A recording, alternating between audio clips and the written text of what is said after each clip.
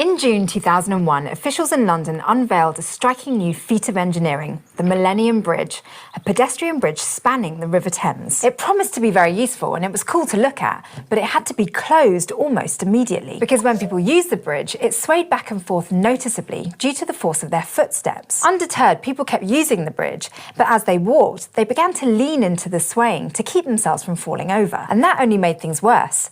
Eventually, the motion of the bridge became so severe that the bridge took on the shape of a giant S, essentially a horizontal wave. The bridge had to be closed and the engineers took nearly 2 years to fix the problem. So what was wrong with the Millennium Bridge? And why didn't the engineers foresee the problem? The answer lies in oscillations. Oscillations follow a particular consistent pattern. But before we had the Millennium Bridge as a real-life example, physicists often described simple harmonic motion in terms of a ball attached to a horizontal spring lying on a table. While it's lying there at rest, it's in equilibrium. And when you move the ball so that it stretches the spring, then let go, the ball keeps moving back and forth forever. In a frictionless world. That back and forth motion caused by the force of the spring is simple harmonic motion. Now, we want to know two things about this oscillating ball. What kinds of energy does it have? And what's its maximum velocity? To better understand what's happening to the ball, let's start with its energy. As the ball compresses and stretches the spring, both kinetic energy and potential energy come into play. Kinetic energy is the energy of motion, and as the ball moves, there are 2 points, the turning points, where it's not moving. One point is where the spring is compressed all the way, and the other is where it's stretched all the way. And the distance between either of these 2 points and the equilibrium point is called the amplitude. At those 2 turning points, the ball won't have any kinetic energy since it isn't moving. Instead, all of the ball's energy will be potential energy from the spring, half of the spring constant times the amplitude squared. Now, as the ball moves towards the middle, its kinetic energy starts to increase because it's moving faster and faster. And at the same time, its potential energy decreases, keeping its total energy the same. And exactly in the middle of the ball's motion at the equilibrium point, its potential energy goes down to 0. The ball is back where it started, so the spring is no longer pulling on it. Its kinetic energy, on the other hand, has reached its maximum, which means that at that point, the total energy of the ball will be equal to half of its mass times its maximum velocity squared. Now we have 2 equations for the total energy in this oscillating spring, which we can combine into one equation. And if we use algebra to move around its variables, we can start to answer the second question we had about the ball. We wanted to know the ball's maximum velocity, and this equation tells us that it's equal to the amplitude times the square root of the spring constant divided by its mass. So we've answered our 2 questions about the ball on the spring.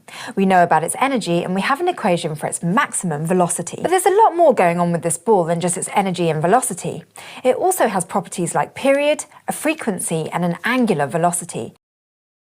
Harmonic motion is actually a lot like uniform circular motion, mathematically speaking. You can see this for yourself if you compare the ball's motion on the spring to an object in uniform circular motion, say a marble moving along a ring at a constant speed. Okay, I admit it might seem like kind of a weird comparison at first. For one thing, the ball on the spring is moving in 1 dimension, while a marble moving along a circular path is in 2 dimensions. But what if you take that ring and look at it from the side?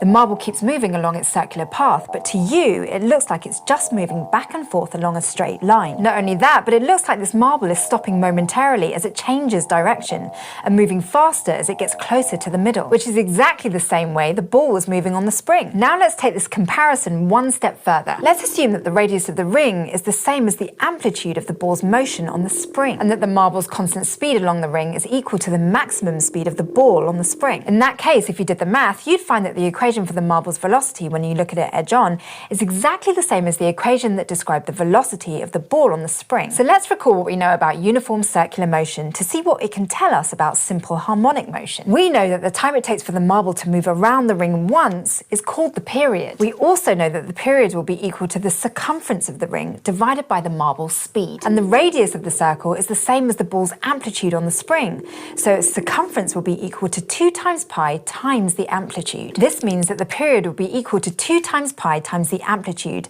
divided by the marble's speed, which again is the same as the ball's maximum speed as it moves on the spring. And we can simplify that equation since we know that the maximum speed of the ball is equal to the amplitude times the square root of the spring constant divided by the mass. So the period of the marble's motion around the ring is equal to 2 pi times the square root of m over k. Now we've also talked about the frequency of uniform circular motion.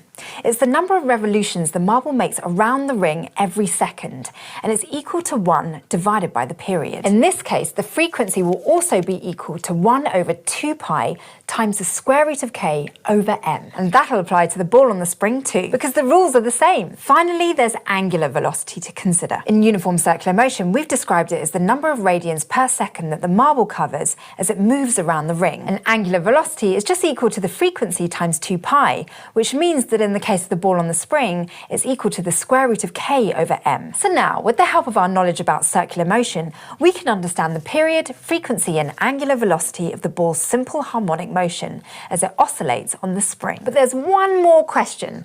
How does the ball's position change over time? To find out, we'll have to analyse the marble's motion along the ring again, and the answer will involve some trigonometry. But it's not particularly complicated trig, so it'll be fine. At any given point along its path, the marble will be at a certain angle to the right-hand side of the ring, and the cosine of that angle will be equal to its horizontal distance from the centre of the ring divided by the ring's radius. We already know that the radius of the ring is the same as the amplitude of the ball's motion along the spring. And if you turn the ring so it looks like a line again, you can see that the marble's horizontal distance from the centre of the ring is the same as the ball's distance from the equilibrium point. So the cosine of theta is equal to the ball's position divided by its amplitude. In other words, the ball's position is equal to the amplitude times the cosine of the angle. And we can simplify this equation too. In the same way that distance is equal to velocity multiplied by time, the angle is equal to the angular velocity multiplied by time. So we can write the equation for the position of the ball as x equals a cosine omega t. And when you graph this equation, something interesting happens. For an object in simple harmonic motion,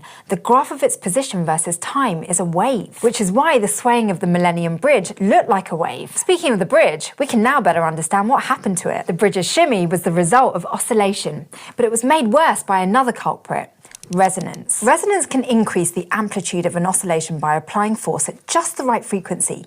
Kind of like how you can get a kid on a swing set to swing higher by pushing at just the right moment. The engineers of the Millennium Bridge were reminded of that the hard way. When pedestrians on the bridge started to lean into its swaying, they created resonance. They amplified the amplitude of the oscillation. And the engineers of the bridge did account for oscillations caused by resonance when they designed it, but they only considered the vertical oscillations, the kind that would have made the bridge bounce up and down. They didn't realise that they'd also had to factor in the horizontal swaying caused by people walking. So it was only a tiny bit of swaying at first, but it got a lot worse because people were leaning into their steps, causing resonance. In the end, engineers had to apply a series of changes to the bridge to counteract its oscillations. Because if there's one thing you don't want your bridge to be doing, it's the weight.